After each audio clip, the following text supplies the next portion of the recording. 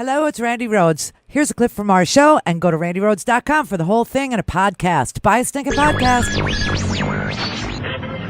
had a little man. The fault. We believe that all men are created equal. To the magnificent mosaic that is America. From radio beacon to radio beacon. I have a dream today.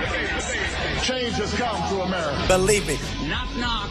Who's there? It's a figment of your imagination. Randi Rhodes Show. Turn up your mind. As you know, Bob Woodward has hundreds of hours of tapes. Are you really standing by the assertion that he's just making these stories up? Look, he may have hundreds of hours of tapes, but I think most of those probably come from some disgruntled former employees. It's a lot of anonymous sources. What I can tell you is I've worked alongside the president, under the president, for the last 3 years. I was part of his campaign. I've been part of the administration since day one. And I can tell you that the president, everything so far that I've seen out of this book doesn't depict what's going on in the building behind me. The president laid out an agenda very clearly during the campaign. And since day one of taking office, he's delivering on that agenda every single day. You can't have the type of success that this president has had if what that book says is true. Well, and you have people like General Mattis, General Kelly, two American heroes come out and call the book pure fiction. I would certainly rather take the word of those two individuals than a couple of disgruntled former employees that are anonymously attacking this president, trying to make him look bad for no other reason, I guess, than to build themselves up. All right, so that's the official White House statement, is that Bob Woodward is making crap up and that Kelly never lies, unless he lies about covering up for Rob Portman, who beats his wives, or unless he gets caught lying about Frederica Wilson, the congresswoman who was in the car with LaDavid Johnson's widow, pregnant, when the president couldn't remember LaDavid Johnson's name, and General Kelly got up and said Frederica Wilson is a empty barrel, and she grandstanded at the FBI headquarters opening. She said she got the money, except that when the money was appropriated, Frederica Wilson wasn't even in Congress. And of course, the Sun Sentinel here in Fort Lauderdale produced the tape of that event, and she did no such thing. Okay, so Kelly's the person whose word we're supposed to take over Bob Woodward, who has hundreds of hours of tapes. Okay, all right, Sarah. And of course, she says right there, it's a former disgruntled employee. Except lo and behold, this just in. The New York Times took a rare step today. They published an anonymous op-ed essay. They say they did it because they know who the author is, but the author, who is a senior current Trump administration official, is requesting anonymity so that he can talk to the American people and deliver the message to the American readers that he is protecting the United States from President Donald Trump. Here's what it says. This is the anonymous essay written today and published today, just now, by the New York Times on its opinion page, no less. President Trump is facing a test to his presidency unlike any faced by a modern American leader.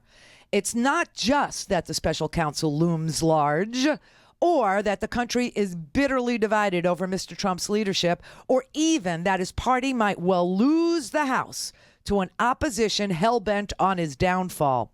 The dilemma, which he does not fully grasp, is that many of the senior officials in his own administration are working diligently from within to frustrate parts of his agenda and his worst inclinations. I would know. I'm one of them. To be clear, ours is not the popular resistance of the left. We want the administration to succeed and think that many of its policies have already made America safer and more prosperous.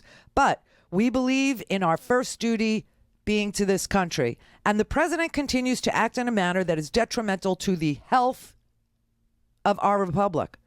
That is why many Trump appointees have vowed to do what we can, underlined, to preserve our democratic institutions while thwarting Mr. Trump's more misguided impulses until he is out of office.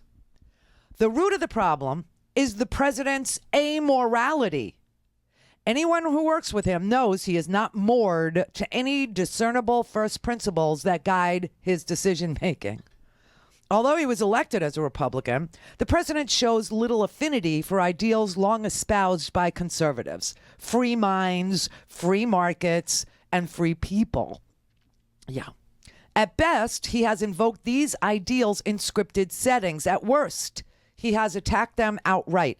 In addition to his mass marketing of the notion that the press is the enemy of the people, President Trump's impulses are generally anti-trade and anti-democratic. Don't get me wrong, there are bright spots that the near ceaseless negative coverage of the administration fails to capture: effective deregulation, historic tax reform, and a more robust military, and more. But these successes have come despite, not because of, the president's leadership style, which is impetuous, adversarial, petty, and ineffective. From the White House to executive branch departments and agencies, senior officials will privately admit their daily disbelief at the commander-in-chief's comments and actions. Most are working to insulate their operations from his whims. Meetings with him veer off topic and off the rails.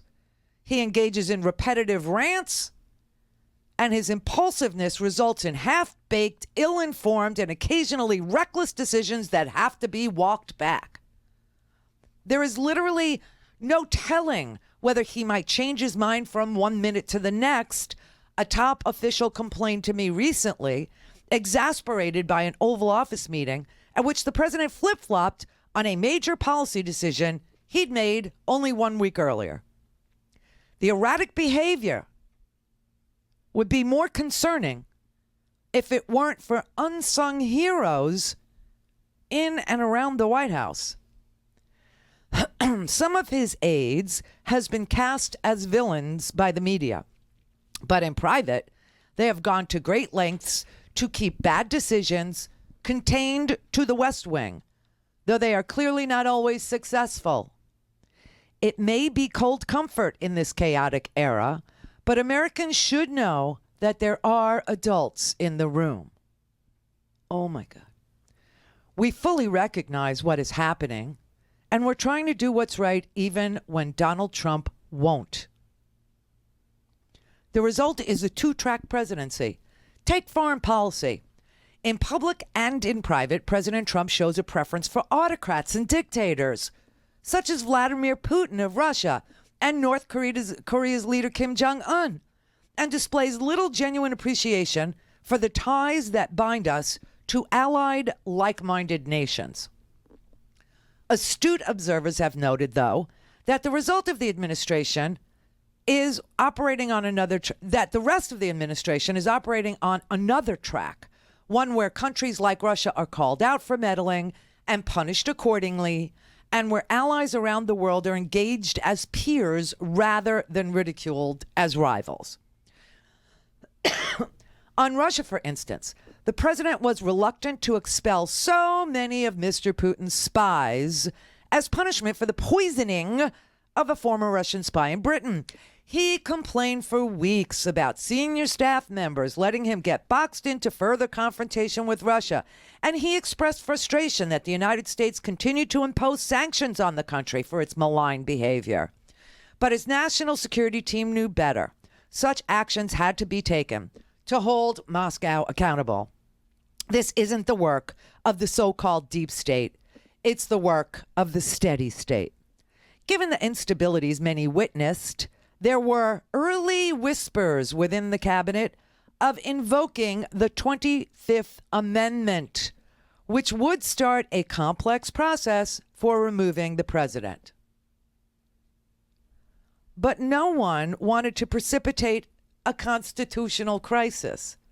So we will do what we can to steer the administration in the right direction until, one way or another, it's over.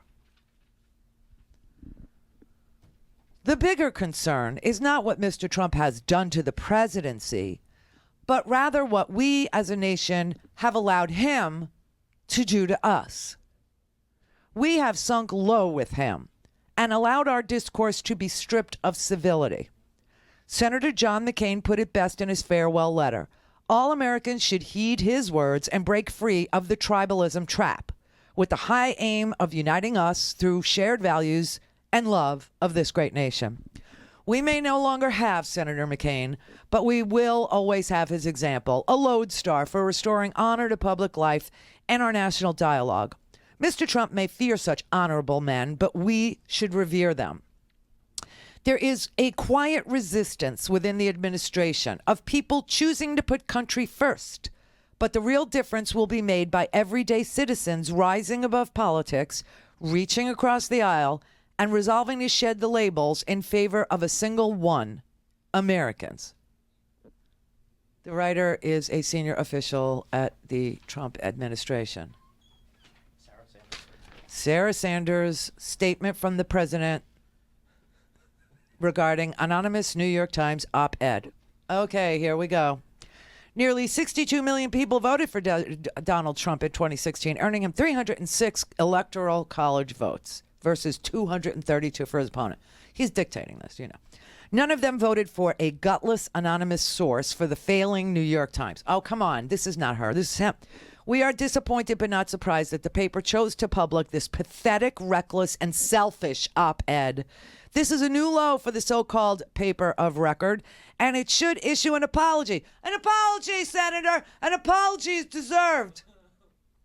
Just as it did after the election for its disastrous coverage of the Trump campaign. This is just another example of the liberal media's concerted effort to discredit the president. This is coming from inside the White House, Sarah. You just told everybody this morning that this is a disgruntled ex-employee who provided hundreds of hours to Bob Woodward. Now you're searching all over the White House to figure out who the hell the leaker is. President Trump has laid out a bold and ambitious agenda. Every day since taking office, he has fulfilled the promises he has made. His accomplishments in less than 2 years have been astounding. Anybody feel his astounding influence on your paycheck? Anybody? Okay. The individual behind this piece has chosen to deceive rather than support the duly elected president of the United States. He is not putting country first, but putting himself and his ego ahead of the will of the American people. This coward should do the right thing and resign, Sarah Sanders. Wow.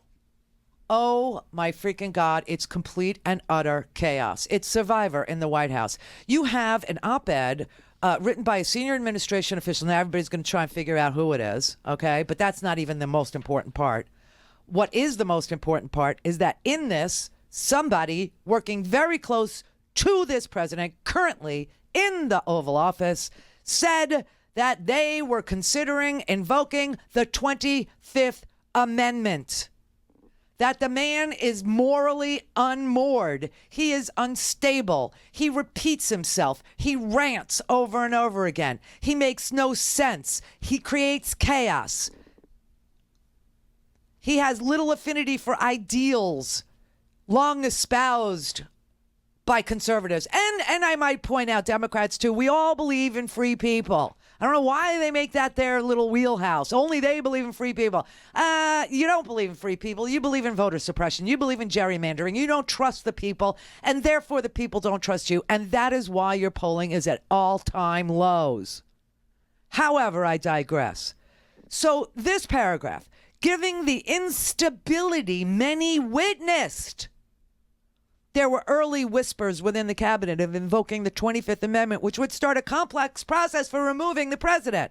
No one wanted to precipitate a constitutional crisis, so we'll do what we can to steer the administration in the right direction until one way or another, it's over. What the hell does that mean? You have a man who is completely bought and paid for by these conservative groups, the Heritage Foundation, the Legal Crisis Center, the Hillsdale School, the freaking Federalist Society. You got a man that they have paid tens of millions of dollars to advance to the Supreme Court, sitting in front of the Senate Judiciary Committee, saying that the president is above the law. And while his confirmation hearing is underway, you got somebody in the Oval Office saying this president is too crazy. We were going to invoke the 25th Amendment. But he gets to pick a Supreme Court nominee. The crazy person does. Holy crap, people. Holy crap. This is critical mass, okay? I got to say, this is as much as this country should ever have to stand from within. You know, enemies don't pose this much of a dilemma. Enemies don't divide Americans the way that this entire scenario that is playing out on the television, that is playing out on C-SPAN, that is playing out in the Senate confirmation hearing, that is playing out in the New York Times, that is playing out in a book that a double Pulitzer Prize winner backs up with hundreds of hours of tape-recorded conversations with the president's men, which clearly show that this president thinks he's above the law, is dangerous to the United States. Like I said before I saw this op-ed, if 1/10 of what's in Woodward's book, if 1/10 of what was in this article that reviewed the book yesterday is true, that you have to take things off his desk, that you have to slink it in that you have to, and that not only, I don't know which is, that he has people that steal stuff off his desk, or that he doesn't realize things have been stolen off it. I mean, I don't know. You got Mueller saying, okay, we'll give you some written questions. You answer them. Because all he needs is the answer to the question, did you know about the Trump Tower meeting? Yes or no? That's all he needs. He's got criminal intent with his freaking tweets. He's got criminal intent with the Lester Holt interview. I told you that was kryptonite. Why did you lie about Donald Trump Jr.'s meeting in the first place? Why did you dictate that? I mean, they got him. They got him. And now inside the White House, they're going, well, we'll try. We'll try and suppress his evil. We'll try and suppress his worst instincts. We'll try. We want you to know that everybody is trying to insulate their operations from his whims. Oh, my freaking God. We are being attacked from within by a demagogue crazy man, by a big orange idiot, by some guy who thinks a sucker is born every minute. We have a sick man who desperately needs help with his finger on the nuclear trigger. Buy a stinking podcast. Go to RandiRhodes.com for the whole thing and a podcast. Buy a stinking podcast.